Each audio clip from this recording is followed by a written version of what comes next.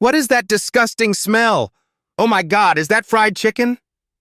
Ms. Jennifer Patterson recoils dramatically, hand over her nose. She towers over 12-year-old Marcus Williams like a judge over a criminal. This is a school cafeteria, not the hood. Where do you people think you are? Some white students snicker. One whispers loud enough, "Ghetto lunch." Marcus's voice trembles. "I'm sorry, Ms. Patterson. I made it for my dad." "Your dad?" She grabs the tray with 2 fingers, holding it away from her body. "Well, your dad can eat garbage at home, not here." Around the cafeteria, black students freeze mid-bite, eyes down, silent. Patterson dumps everything into the trash. His mother's Tupperware clatters against the metal. "Maybe next time you'll bring real food, like normal people." Marcus sits motionless, watching his 3 hours of work rot in the garbage. Have you ever felt invisible while everyone watched you break? Marcus Williams lives in a modest 2-bedroom apartment 3 blocks from Lincoln Heights Middle School. The morning sun filters through thin curtains onto family photos covering every wall. His grandmother, Dorothy Williams, has raised him for 3 years. Since the cancer took his mother, Angela.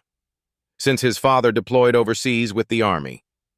Colonel David Williams, commander of Fort Myer Military Base in Arlington, Virginia. 8 months deployed in Afghanistan. Coming home this Friday. Marcus counts the days on his Captain America calendar. 4 more sleeps until Dad walks through that door. This morning started differently. Marcus woke at 5:30, tiptoed to the kitchen while Grandma Dorothy still slept. He pulled out his mother's old recipe box, the one with her handwriting on faded index cards. Fried chicken, mac and cheese, collard greens. Every Sunday before she got sick, Mom taught him to cook, her hands guiding his, her voice soft. "Food is love you can taste, baby. Don't ever forget that." Last night, Marcus stayed up until 10 preparing today's lunch. His first time cooking solo. A surprise for when Dad got home. Proof he was growing up. Proof he remembered everything Mom taught him. The vintage Tupperware container was hers too. From 1995. Light blue with white flowers. She used it for every family picnic. Marcus carried it to school like a treasure. Lincoln Heights Middle School sits in a gentrifying Washington, D.C. neighborhood.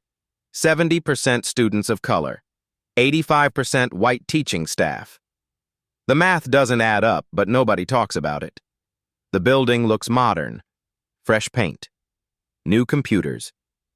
A banner outside reads, "Excellence through unity." But something shifted 3 months ago when Ms. Jennifer Patterson got promoted to head the school standards committee. Patterson has taught language arts for 15 years. She's 52, lives in Georgetown, drives a Mercedes. Parents love her because their kids get into good high schools. Teachers respect her because she has seniority.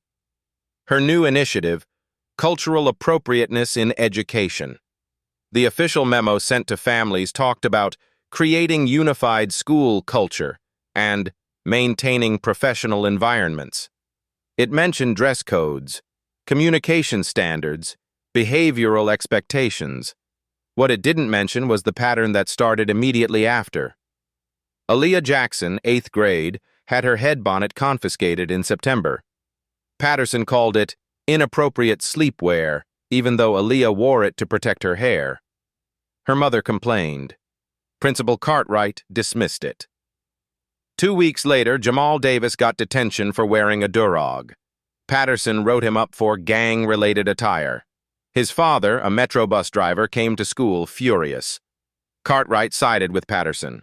Miguel Hernandez brought his grandmother's homemade tamales in October. Patterson stopped him in the cafeteria line, told him the smell was too ethnic, and made him throw them away. Miguel's mother called the school. Cartwright said teachers had professional discretion. Keisha Thomas, 7th grade, brought jollof rice 2 weeks ago. Patterson made her dump it, saying it created unfair food environments for other students.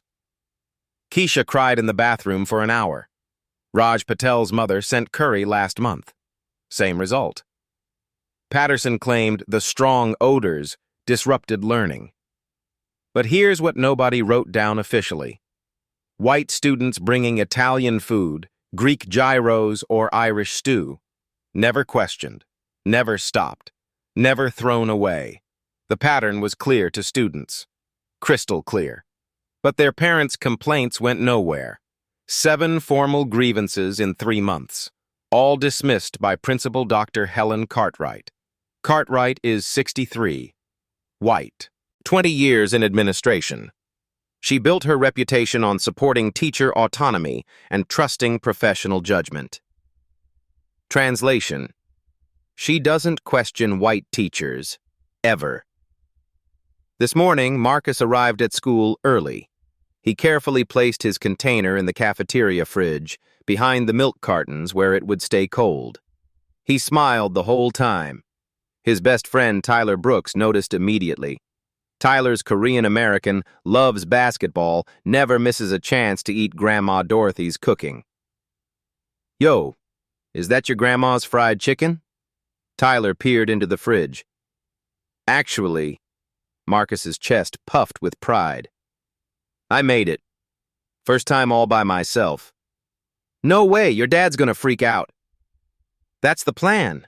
He comes home Friday. I've been practicing." Other students gathered around, curious. The cafeteria ladies smiled.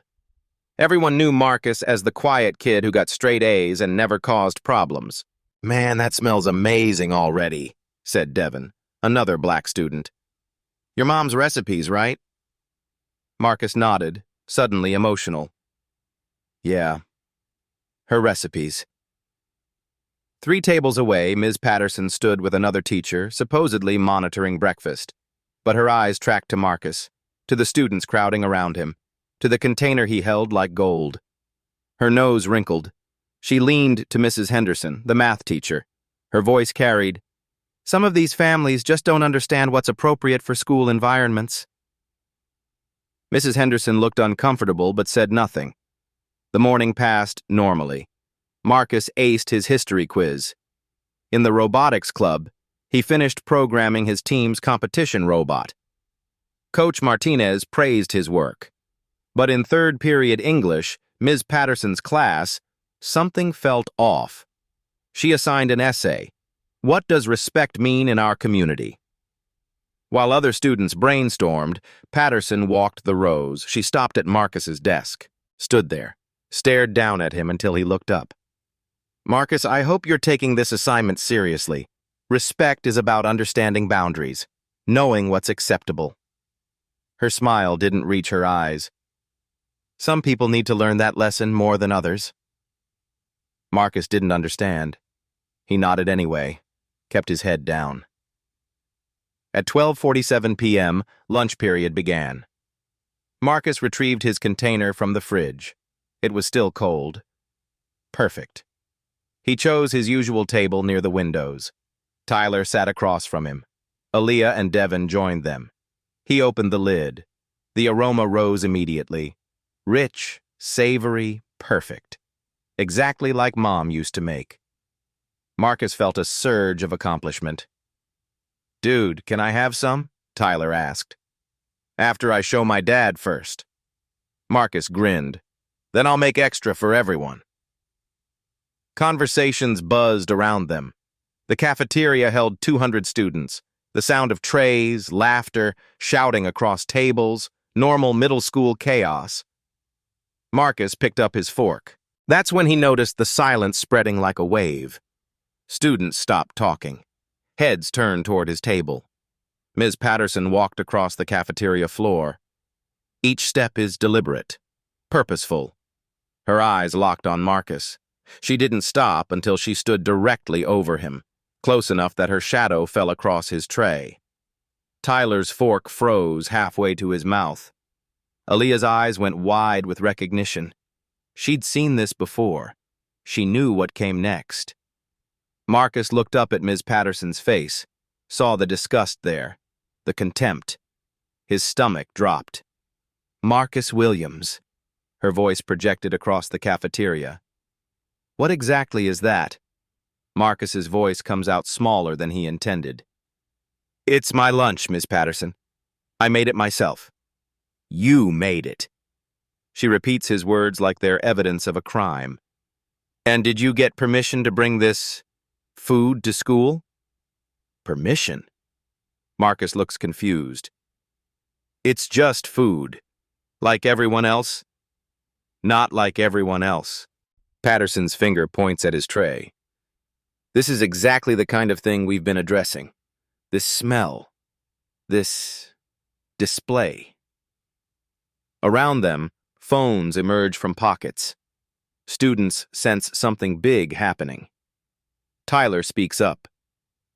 Ms. Patterson, lots of kids bring food from home. Mr. Brooks, this doesn't concern you. She doesn't even look at Tyler. Her focus stays laser-locked on Marcus. Marcus tries again. My dad comes home Friday, from deployment. I wanted to surprise him.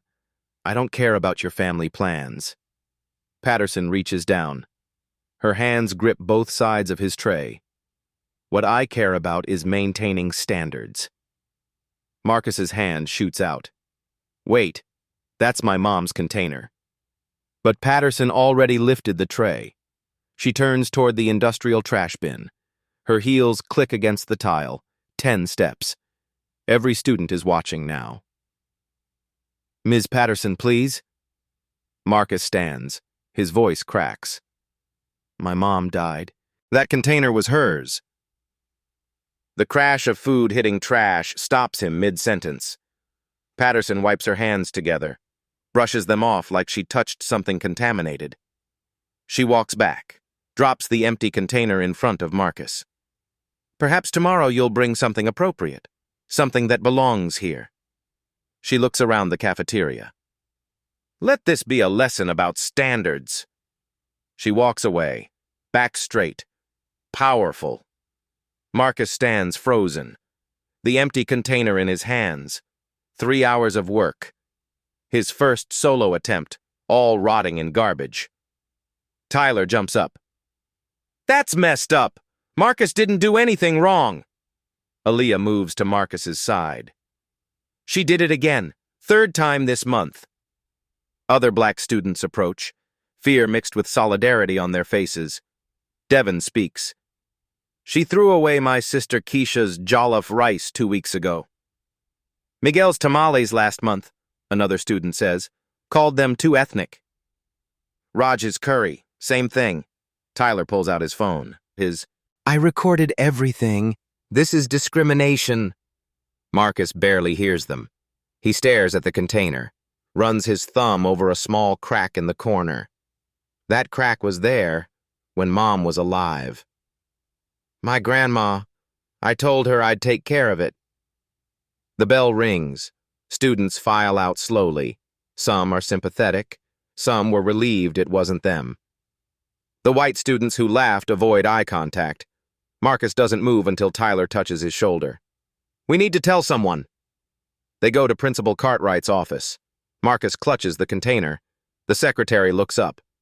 Boys, you should be heading to class. We need to see Dr. Cartwright. Tyler's voice urgent. Ms. Patterson threw away Marcus's lunch and humiliated him. The secretary's expression shifts to pity. Dr. Cartwright is in a meeting. You'll need to wait. They sit. 5th period starts. They're late. 6 minutes. 10. 20. 40. The office door opens.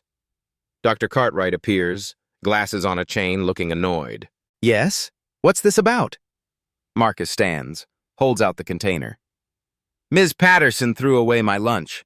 She said it was inappropriate, but other kids bring food. Ms. Patterson was enforcing school policy, Marcus. What policy? Tyler challenges. Show us the written policy. Young man, I don't appreciate your tone. Cartwright's eyes narrow. Ms. Patterson has 15 years' experience. She has professional discretion. Marcus feels desperate. She threw away my mom's container. My mom died 3 years ago. She had no right. I understand losing a parent is difficult. Cartwright's voice softens slightly but doesn't change. However, We cannot have students questioning teacher authority. Ms. Patterson made a professional judgment. A racist judgment, Tyler mutters. Cartwright's face hardens. That's serious. Do you have proof? Marcus thinks of all the incidents, all students of color, all cultural items, but no documents, just stories. Other students told me, hearsay isn't evidence. Cartwright checks her watch. You're both late now. This conversation is over. The door closes in their faces. Tyler pulls out his phone. I got the whole thing on video. Every word. What good does that do? We'll find out. In 6th period English, Patterson assigns an essay. What does respect mean in our community? She makes direct eye contact with Marcus. After class, she stops him. Marcus, I hope you learned something today about appropriate behavior. Marcus replies quietly. I learned something about you. Patterson's smile vanishes. Excuse me? Nothing, Ms. Patterson. He walks away. Outside, Tyler's already texting. The video is uploaded to the school group chat first, then wider. Marcus pulls out his phone, texts his grandmother. Grandma, can you call Dad? I need to talk to him.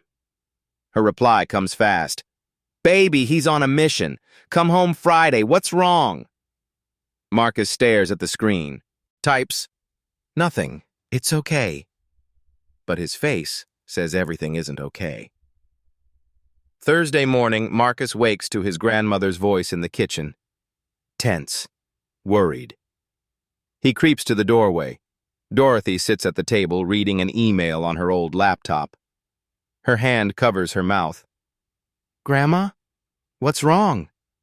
She looks up. Her eyes show exhaustion. Baby, the school sent an email. They want a meeting. Today at 3. Marcus's stomach drops. A meeting? About what? Dorothy turns the laptop toward him. The subject line reads, Student Conduct Discussion Required, Marcus Williams. The email is from Ms. Patterson, copied to Principal Cartwright and the school counselor. Marcus reads over his grandmother's shoulder. Words jump out at him. Disruptive behavior. Defiance. Refusal to acknowledge school standards. Created a hostile environment in the cafeteria. They're saying I was the problem? Marcus's voice rises. She threw away my food. I know, baby, I know. Dorothy's jaw tightens. We're going to that meeting. We're going to sort this out. But her tone doesn't sound confident. It sounds defeated. Marcus gets ready for school in silence. His backpack feels heavier. Everything feels heavier. At school, the video has spread. Tyler's post from yesterday got 200 views overnight. Students Marcus barely knows approach him in the hallway. Yo, that messed up what Patterson did. My cousin had her last year. She's always like that to black kids. You should report her. But some students avoid him completely, especially the white kids who laughed yesterday. They look at him differently now, like he's trouble, like he brought this on himself. In the second period, his history teacher, Mr. Anderson, pulls him aside. Mr. Anderson is black, 40 years old, teaches with passion. Students love him. Marcus, I saw what happened yesterday. Anderson's voice is low. That wasn't right. Hope flares in Marcus's chest. Can you help? Can you tell them? I'm non-tenured. Anderson looks pained. Patterson has influence with Cartwright. If I speak up, I might not have a job next year. The hope dies. So nobody can help? I didn't say that. Anderson pulls a small notebook from his desk. Document everything. Dates, times, witnesses, what was said. Exactly. If you're going to fight this, you need evidence. He hands Marcus the notebook. Their hands touch briefly, a moment of solidarity that can't be spoken aloud. Thank you, Marcus whispers. Your mother was a fighter. Anderson's eyes are serious. I knew her. She taught at Roosevelt High before she got sick. She never backed down from injustice. Neither should you. The words sit in Marcus's chest like warm stones. At lunch, Marcus sits with Tyler, Aaliyah, and Devin. None of them brought food from home. They all bought the sad cafeteria pizza. Marcus opens Anderson's notebook, starts writing. What are you doing? Aaliyah asks. Aaliyah, building a case. Marcus's pen moves fast. Ms. Patterson, September 15th, confiscated Aaliyah Jackson's bonnet. Called it inappropriate sleepwear. Aaliyah nods slowly. My mom complained. Nothing happened. September 28th, Raj Patel's curry. Patterson said strong odors disrupt learning. Marcus looks at Devin. Your sister, Keisha Thomas, October 10th, jollof rice. Devin leans in. She cried for 2 hours. My mom called the school 3 times. October 3rd, Miguel Hernandez, tamales, too ethnic. Marcus writes faster. And yesterday, November 6th, me. Tyler watches the list grow. That's 5 incidents in 2 months, all students of color. But white kids? Marcus's pen taps the paper. Nobody stops Emma's lasagna, or Connor's gyros, or that kid who brings Irish stew every week. The pattern is undeniable on paper, crystal clear. This is evidence, Devin says quietly. Real evidence. Marcus feels something shift inside him, not hope exactly, but purpose. The afternoon drags. In English class, Patterson is overly sweet to him, fake concerned. Marcus, I hope you're reflecting on yesterday's lesson, about respect and boundaries. Her smile is plastic. Some students need more guidance than others. She assigns extra homework, just to him. 3 additional essay questions about personal responsibility and accepting constructive criticism. After school, Marcus and his grandmother walk to the administrative building. Dorothy wears her church clothes, her good shoes, like she's going to court. They arrive at 2:55 p.m., 5 minutes early. The secretary leads them to a conference room. Principal Cartwright sits at the head of the table, Ms. Patterson to her right, the school counselor, Mrs. Reynolds, to her left, 3 against 2. Dorothy and Marcus sit across from them. The power imbalance is immediate, obvious. Thank you for coming, Ms. Williams. Cartwright's voice is professionally neutral. We wanted to discuss Marcus's recent behavioral concerns. Behavioral concerns? Dorothy's tone is careful. From what Marcus told me, Ms. Patterson threw away his lunch and humiliated him publicly. Patterson jumps in. With all due respect, that's not what happened. I was enforcing our cultural appropriateness initiative. Where is that policy written? Dorothy interrupts. Show me the handbook page. Cartwright shifts.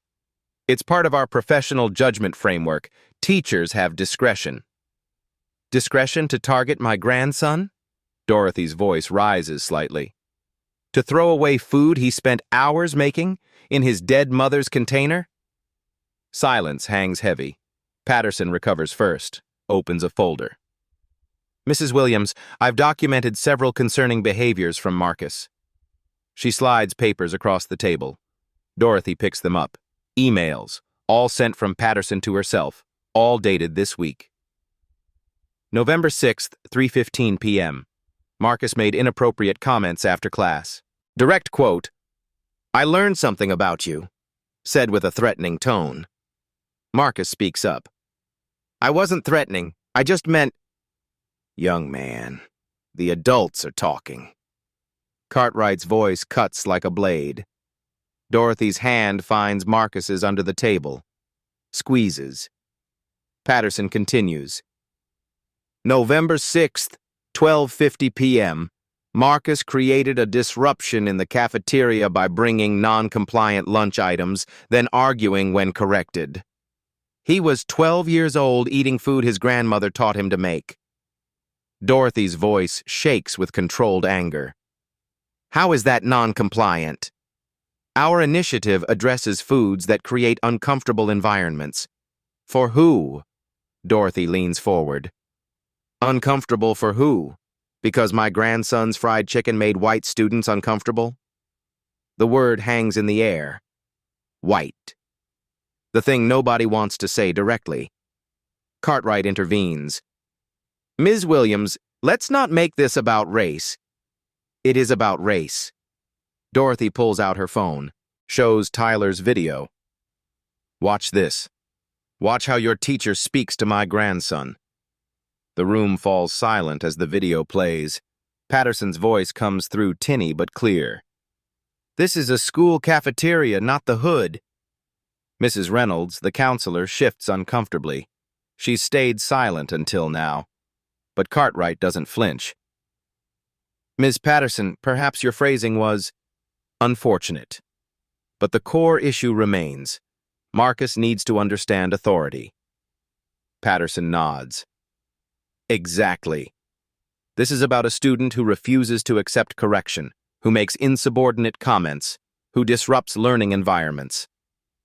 Dorothy looks at them both, sees the wall they've built, the institutional power protecting itself. So, what are you proposing? Her voice goes quiet. Dangerous quiet. Cartwright slides a paper across the table. Official school letterhead. 3-day suspension, starting tomorrow, Friday through Tuesday. Marcus can return Wednesday with a fresh start. Marcus's heart stops. Suspension? Tomorrow is when my dad comes home, after 8 months deployed. You're suspending me on the day my father returns? Nobody answers him directly. Patterson speaks instead. Marcus, sometimes consequences teach us important lessons. About respect, about following rules, about fitting in. Fitting in. The words are acid. Dorothy stares at the suspension notice. Friday.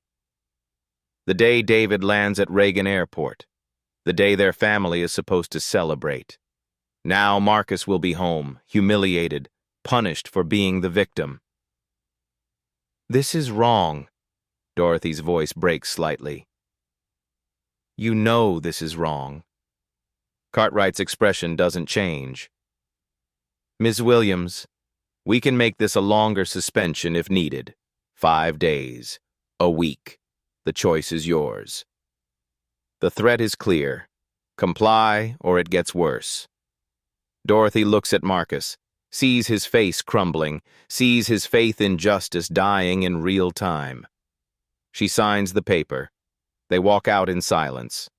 Down the hallway. Past students heading to after-school activities. Past the cafeteria where it all happened. Outside, the November air bites cold. Marcus finally speaks. Grandma, I'm sorry. I caused all this trouble. No! Dorothy stops walking, turns to face him. Her eyes are wet. No, baby. You did nothing wrong. Nothing. You hear me? But Marcus doesn't feel like he did nothing wrong. He feels like he did everything wrong. Like being himself was the crime.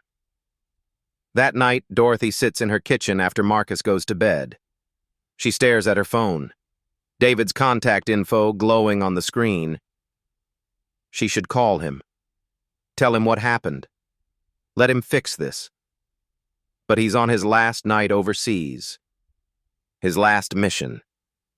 She doesn't want to distract him, doesn't want him worried. She puts the phone down. In his room, Marcus lies awake, stares at the ceiling. Tomorrow he was supposed to show Dad the lunch he made. Prove he remembered Mom's recipes. Prove he was growing up responsible. Instead, he'll tell Dad he got suspended for bringing fried chicken to school. His phone buzzes. Tyler. Dude, the video hit 15,000 views. Someone shared it on TikTok. It's blowing up. Marcus types back. So what? I'm still suspended. Just wait. This isn't over. But it feels over. It feels like Patterson won. Like the system won. Like Marcus lost for the crime of being black and proud of his heritage. He pulls out the military challenge coin his father gave him before deployment, rubs his thumb over the engraving. Integrity first, service before self. Dad lived by those words, fought for those values overseas. Marcus got punished for living them at school. Sleep doesn't come easy. Friday morning, 6:47 a.m. Dorothy's phone rings. Unknown number. She answers groggily. Mom? Her eyes snap open. David, baby, where are you? I'm stateside, landing at Reagan in 3 hours. Colonel David Williams's voice sounds tired but alert. Marcus sent me something last night. A video. 47,000 views now. What's going on? Dorothy sits up in bed. Her heart pounds. You're coming home early? I caught an earlier transport. Mom, talk to me. What happened to my son? Dorothy tells him everything. The lunch, Patterson, the suspension. Her voice breaks twice. On the other end, David Williams goes silent. The kind of silent that precedes storms. I'll be there by 10:30. Don't go anywhere. The line goes dead. Dorothy walks to Marcus's room. He's already awake, staring at his phone. Your father called. Marcus looks up. He knows? He's landing in 3 hours. Something shifts in Marcus's expression. Not quite hope, but something close. By 9 a.m., Tyler's video has 82,000 views. Local news outlets are picking it up. Comments flood in. This is discrimination, plain and simple. I went to this school. Patterson did this to me in 2019. Where is the school board? School board member Jessica Martinez sees the video over morning coffee, spits it out. Immediately calls Superintendent Dr. Rachel Torres. Torres is already watching it, already furious. Get our lawyer. Get HR. We're going to Lincoln Heights. Now. At the school, Principal Cartwright's phone explodes with calls. District office, parents, media requests. All before 9:30 a.m. She calls Patterson. Jennifer, do not come to school today. Do not speak to anyone. Stay home. Patterson's voice is shrill. Helen, this is getting out of hand. We need to control the narrative. There is no narrative to control. There's a video. Cartwright's professional composure cracks. Just stay away. But the damage is already viral. At 10:15 a.m., a taxi pulls up to the Williams apartment. Colonel David Williams steps out in full Army dress uniform. Not fatigues, not casual dress. Full ceremonial uniform. Ribbons covering his chest. Brass gleaming. Command presence radiating from every inch. He's 42 years old, 6'2", broad shoulders that carried responsibility for 2,000 soldiers. Dark skin weathered by desert sun and mountain wind. Eyes that have seen combat and never flinched. Those eyes are focused now. Marcus opens the door, sees his father, breaks. They embrace in the doorway. David holds his son like he might disappear. 8 months of distance collapsing into one moment. I'm sorry, Dad. I ruined your homecoming. Stop. David pulls back, looks Marcus in the eyes. You did nothing wrong. Nothing. You hear me? Marcus nods, tears streaming. Dorothy appears. David hugs her too. Brief. Tight. Where's the school? David, maybe we should... Where's the school, Mom? She tells him. 3 blocks. David adjusts his uniform, checks his reflection. Every detail is perfect. Every ribbon aligned. This isn't just a father going to school. This is a commander going to war. Let's go. They walk. All 3 of them. November sun struggling through clouds. The neighborhood is quiet. Lincoln Heights Middle School looms ahead. At 10:45 a.m., Colonel David Williams walks through the front doors in full dress uniform. The effect is immediate. Students in the hallway stop. Conversations die mid-sentence. Every eye turns. Is that a soldier?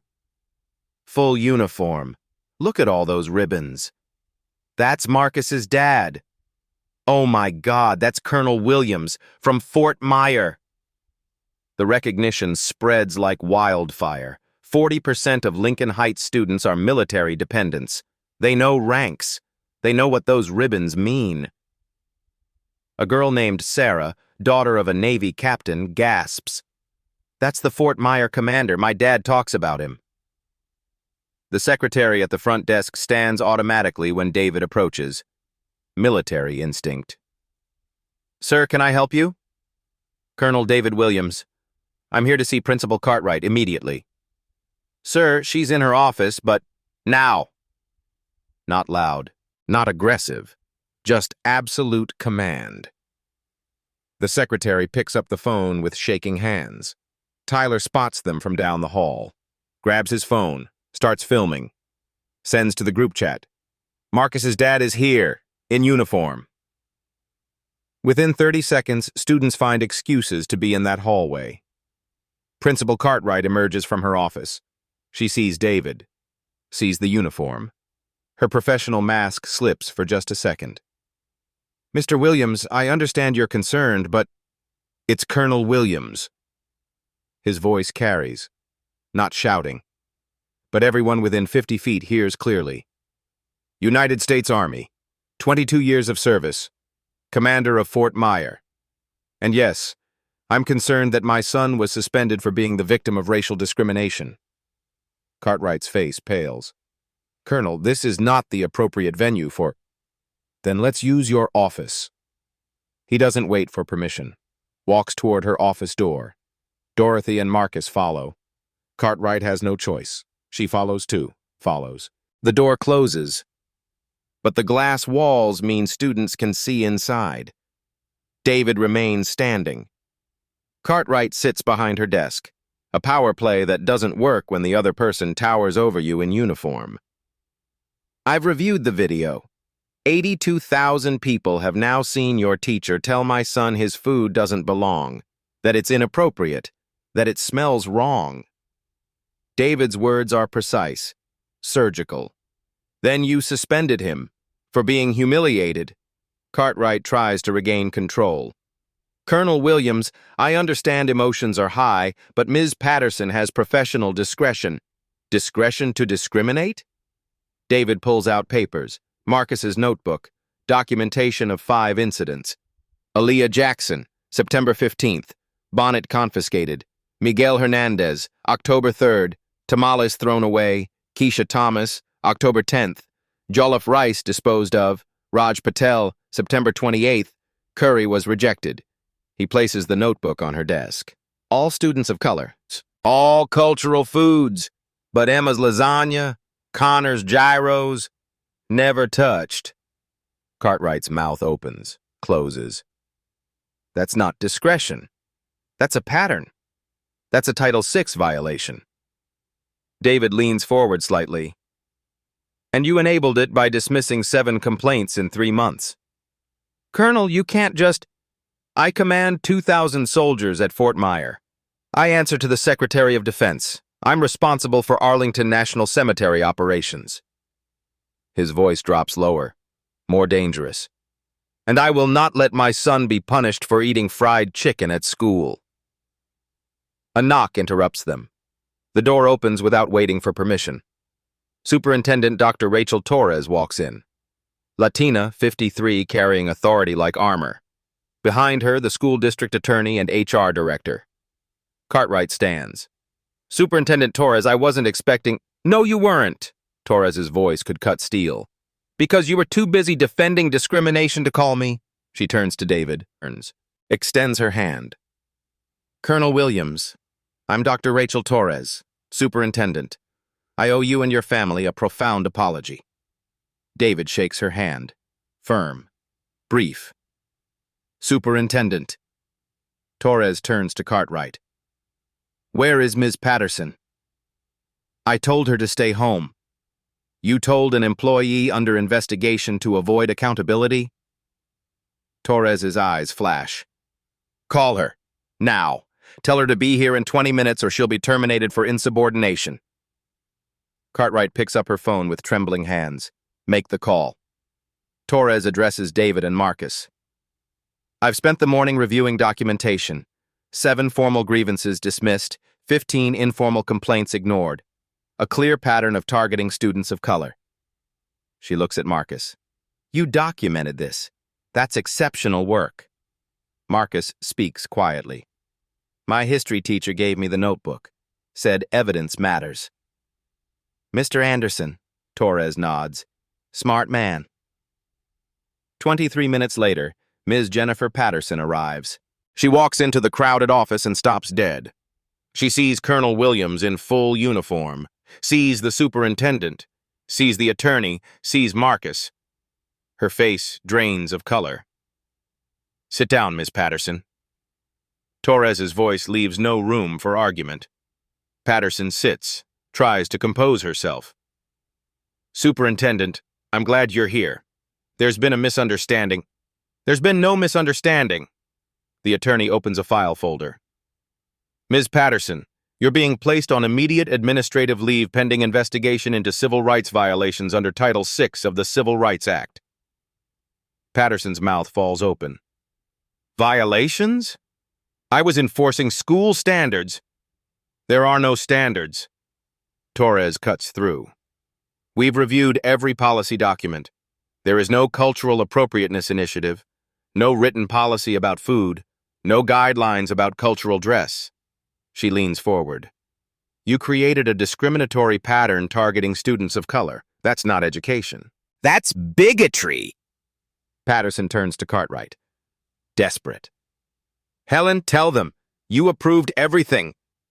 Cartwright looks away. Torres turns to the principal. Dr. Cartwright, you're also on administrative leave. You enabled discrimination by dismissing complaints. That's a failure of leadership. You can't. I have 20 years. And you used them to protect racism. Torres stands. Security will escort you both out. Patterson's desperation peaks. She turns to David. You're military. You understand the chain of command. Following orders. This is political. David's voice is ice. I understand integrity, something you lack. Patterson tries again. But who even are you to... Another knock at the door. A man walks in. Black, 51 years old, distinguished in a tailored suit. Mayor Jonathan Bradley of Washington, D.C. Everyone stands instinctively. Patterson's remaining color drains away. The mayor looks around. His eyes land on David. They share a look, familiarity. Dave, welcome home. They shake hands, something more than casual. David nods. John. Marcus stares confused. Dad? The mayor turns to Marcus. His expression softens. Marcus. Last time I saw you, you were this tall. He gestures to waist height. I don't... David puts his hand on Marcus's shoulder. Marcus, this is Mayor Jonathan Bradley, your mother's brother, your uncle. The room goes completely silent. Marcus's world tilts. My uncle? Your mom and I drifted after she got sick. That's my failure, but I'm here now. Bradley looks at Patterson. And I've seen everything. Patterson can't speak. She's facing the mayor who is Marcus's uncle. Bradley continues, voice controlled but tight. My sister, Angela Williams, passed away 3 years ago. She was a teacher. She believed every child deserved dignity. He looks directly at Patterson. That lunch you threw away? Those were her recipes, her legacy, taught by her mother to her son. He lets that sink in. You didn't just throw away food, Ms. Patterson. You threw away my sister's memory. Patterson's lips tremble. No words come. Bradley turns to Torres. Superintendent, I trust this investigation will be thorough? Absolutely, Mayor Bradley. Good, because I'll be monitoring it personally. He turns to Marcus, crouches to eye level. Your mom would be so proud of you. For standing up. For documenting everything. Marcus's eyes fill with tears. Uncle John, I didn't know. I've been mayor for 2 years. I should have been present sooner. That's on me. Bradley stands. But I'm here now, and this ends today. David adds, I called John from the plane. Because this isn't just about family. It's about civil rights. Bradley nods. If Marcus weren't my nephew, this would still be wrong. That's why we're implementing new oversight, district-wide bias training, independent reporting systems. Torres adds, Fort Myer has expressed concerns. 40% of students here are military dependents. The base is reviewing whether this school remains suitable. The weight of that hangs heavy. Losing military students means losing funding. Patterson tries once more. This isn't fair. It's just food. Just school rules. Marcus speaks up, voice stronger. You threw away my mother's container. You called my food inappropriate. You suspended me for being humiliated. He looks her in the eye. What standard is that? Patterson has no answer. Security arrives. Torres nods. Ms. Patterson? Dr. Cartwright? You're escorted off campus immediately. As they're led out, students in the hallway part. Everyone is watching. Phone recording. Patterson tries to hide her face. Can't. Someone calls out, You said my tamales didn't belong. Another voice. You took my sister's bonnet. Patterson keeps walking. No defense possible. Outside, news vans are gathering. Torres called them. Transparency. Mayor Bradley gives a statement on the school steps. David stands beside him, Marcus between them. Today, Lincoln Heights failed one of its students. Marcus Williams showed courage by documenting discrimination. We're implementing immediate reforms. A reporter asks, Is Marcus your nephew? Yes. But this isn't about family connection. It's about civil rights. Marcus happened to have a family that could amplify his voice, but he shouldn't have needed that. Another reporter. Colonel Williams, your message? David steps forward. I've served 22 years. I've been in combat. I never imagined my son would face discrimination in his own school. His voice cracks. But I'm proud of him. He documented. He spoke the truth. He stood firm. Marcus is pulled forward, shy, overwhelmed. I just wanted to eat my lunch. That I made. For my dad. His voice is small but steady. No kid should be afraid to be themselves. The gathered students erupt in applause. Tyler holds up a sign. All foods welcome. Other students raise their phones, recording, making this permanent. Friday evening. The Williams apartment smells like home.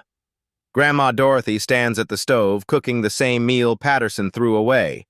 Fried chicken sizzling in cast iron. Mac and cheese bubbling in the oven.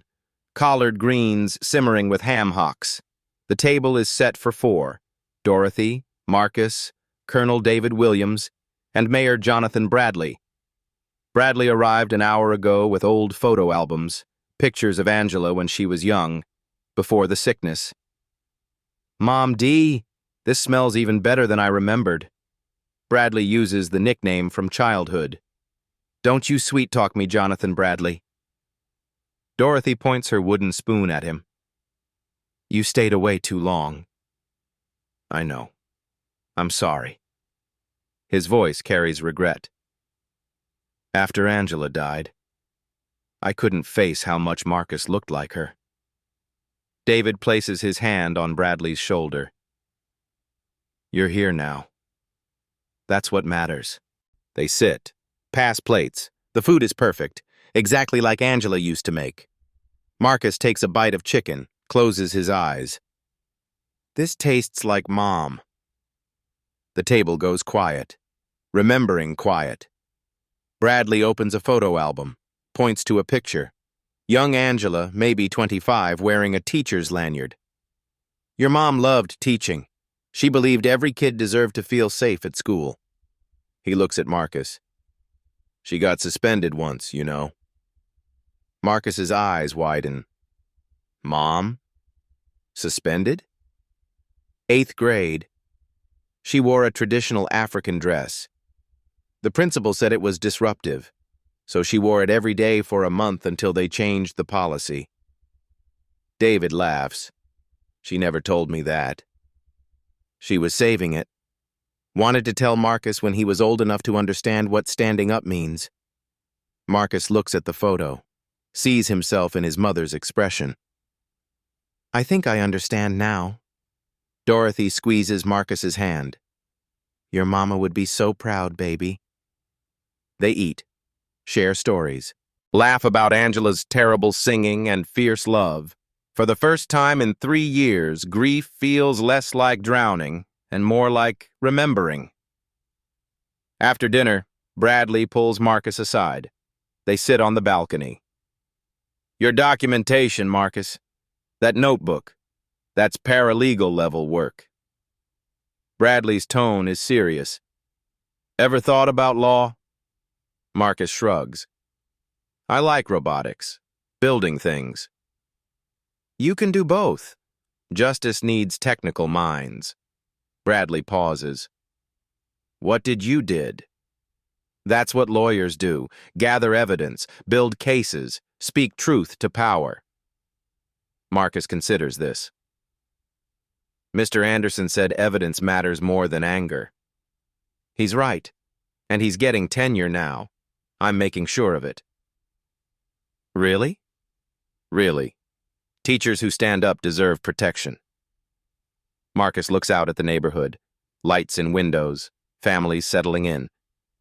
Uncle John, what happens to Ms. Patterson? Bradley takes a breath. Investigation takes 6 weeks. If violations are confirmed, and they will be, she'll be terminated. Might face lawsuits.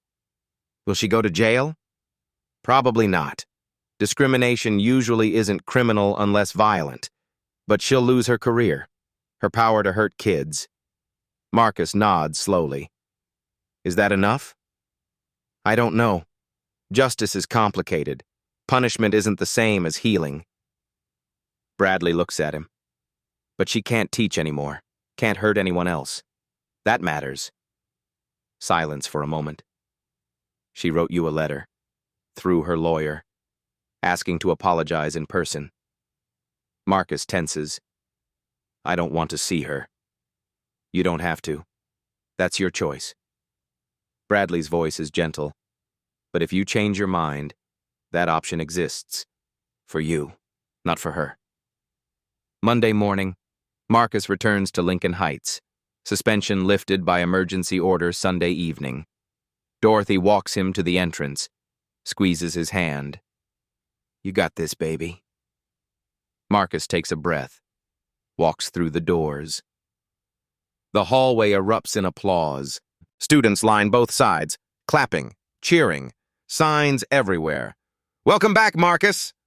Justice served. Tyler rushes up, nearly tackles him. Dude, you're a legend. Aaliyah, Devin, Keisha, Miguel, Raj, all Patterson's victims surround him. Solidarity. Morning assembly is different. A new face at the podium. Dr. James Anderson, Marcus's history teacher, now interim principal. Good morning, Lincoln Heights. We're entering a new chapter. I'm honored to serve as principal. Anderson's voice carries warmth and authority. We're implementing immediate changes. He clicks a presentation slide. First, the Cultural Celebration Initiative. We explicitly welcome cultural dress, hairstyles, and foods. We celebrate diversity. Students cheer. Second, new bias reporting system. Anonymous, third-party oversight. Monthly transparency reports. You have a voice. We will listen. More applause. Third, mandatory bias training for all staff. External organizations. Quarterly refreshers. No exceptions. Anderson looks at Marcus. These changes happened because one student refused to accept humiliation as normal, because he documented, because he spoke up. That's courage. The applause is deafening. At lunch, Marcus sits at his usual table, Opens his container, same food. Fried chicken, mac and cheese, collard greens. His mother's Tupperware, carefully washed. Dr. Anderson walks through, stops at Marcus's table. "That looks delicious, Marcus." "Thank you, Dr. Anderson." Marcus smiles. "Would you like some?" Anderson's face lights up. "I'd be honored." Marcus shares his food. Students watch. The symbolism is clear. Food as a bridge, not a barrier. Other students pull out cultural foods they'd hidden before. Tamales, jollof rice, curry, dumplings, injera, plantains, banh mi. The cafeteria transforms into a diversity showcase. One white student looks at her sandwich. "This is boring. Can someone teach me?" Keisha grins. "My mom's teaching a cooking class. You should come." Bridges building in real time. Tyler nudges Marcus. "You changed the whole school." Marcus shakes his head. "We all did. Together." 2 weeks pass. Investigation concludes. Results made public.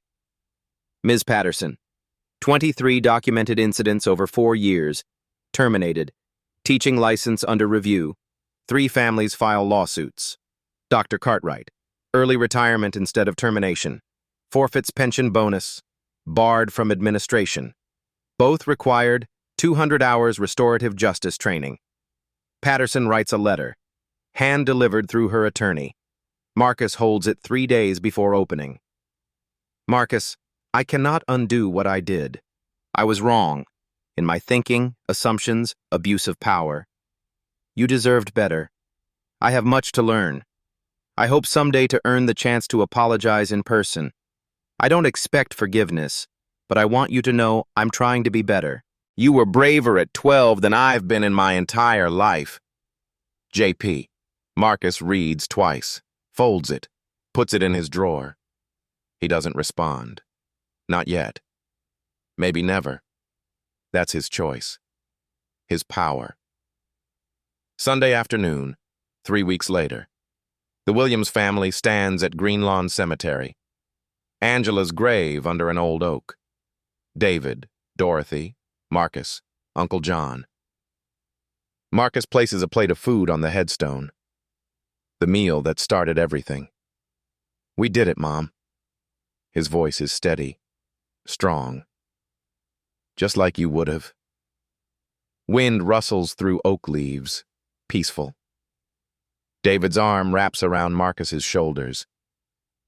"Your mom always said food was love you could taste. And standing up was love you could show," Bradley adds. They stand together. Family. Stronger for breaking and healing. Marcus looks at his mother's name. Angela Marie Williams. Teacher.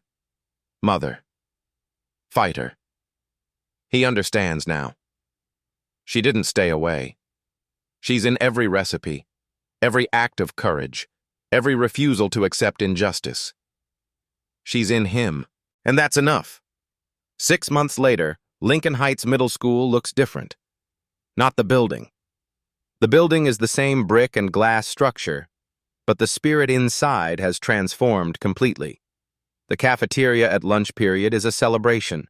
Students from every background share food openly, proudly, without fear.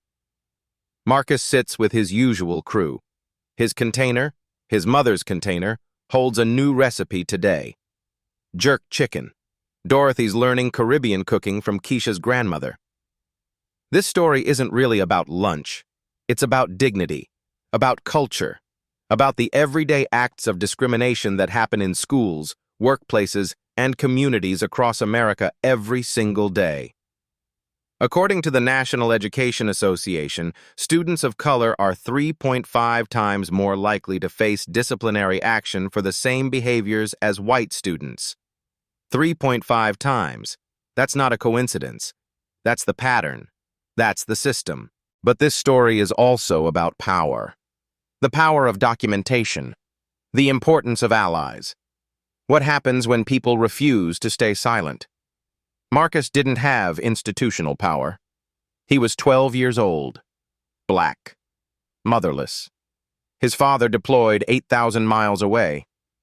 But he had integrity. He had witnesses. He had a family who believed him. He had a teacher who slipped him a notebook and said evidence matters, and that was enough to change everything. Tyler didn't stay silent. When your friend faces injustice, your voice matters. Your phone matters. Your willingness to make noise matters. Sometimes the people with power are closer than you think. Mayor Bradley was Marcus's uncle. But here's the truth. Justice shouldn't require a phone call to City Hall. It shouldn't need a colonel in dress uniform. It shouldn't depend on going viral. Justice should be the baseline, not the exception. Since Marcus's story spread, 47 other schools in the district reported similar incidents. Investigations are underway. The Cultural Celebration Initiative is now district-wide policy. But this isn't just a school issue. A 2023 study found that 63% of employees from minority backgrounds report cultural code switching at work, hiding parts of their identity to fit in, to survive. From ethnic food called smelly in offices to cultural dress deemed unprofessional, these microaggressions accumulate. They compound. They crush. Marcus's lunch wasn't just lunch. It was a heritage. His mother's memory. Sunday afternoons with his grandmother. His first attempt at independence. When Patterson threw it away, she threw away all of that. But here's what she couldn't throw away. Marcus's voice. His truth. His refusal to be diminished. Lincoln Heights has a new culture now. Students wear cultural dress with pride. The cafeteria showcases global cuisine. And Marcus? He's still making his mother's recipes, still honoring her memory, still standing tall. He's also co-chair of the Student Equity Committee. His robotics team won regionals. He's teaching younger students how to document discrimination when they see it. He's thinking about law school someday. Maybe. After engineering. If this story moved you, here's what you can do. First, document. If you or someone you know faces discrimination, write it down. Dates, times, witnesses, specific words used. Marcus's notebook changed everything. Screenshots, emails, patterns. Second, speak up. Be a Tyler. When you see injustice, don't just watch. Record it. Share it. Make noise. Contact school boards, HR departments, local officials. Your voice creates pressure. Third, support. If a child tells you they're facing discrimination, believe them. Investigate. Don't dismiss. Check your own biases, too. What do you assume about appropriate food, dress, or behavior? Fourth, vote and advocate. Support leaders who prioritize civil rights enforcement. Push for bias training, diverse hiring, and accountability systems in your community. Fifth, share this story. Stories like Marcus's don't go viral by accident.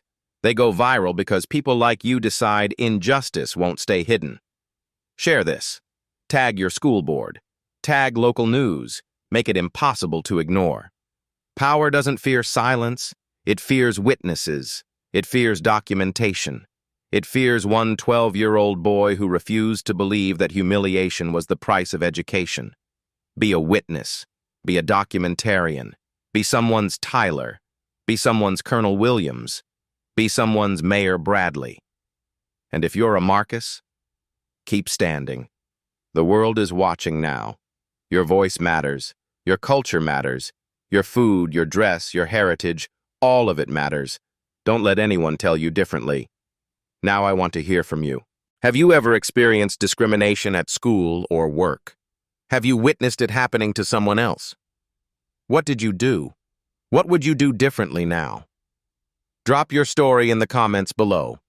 Let's build a community of witnesses, of documents, of people who refuse to stay silent. And if this story resonated with you, hit that like button. Share it with someone who needs to hear it. Subscribe for more stories about justice, courage, and standing up for what's right. Because every share is a statement. Every comment is solidarity. Every voice added to the chorus makes it harder for injustice to hide. Stand with Marcus. Stand for dignity. Stand for change. Thank you for watching. And remember, you have more power than you think. At Black Voices Uncut, we don't polish away the pain or water down the message. We tell it like it is because the truth deserves nothing less. If today's story spoke to you, click like, join the conversation in the comments, and subscribe so you'll be here for the next Uncut Voice.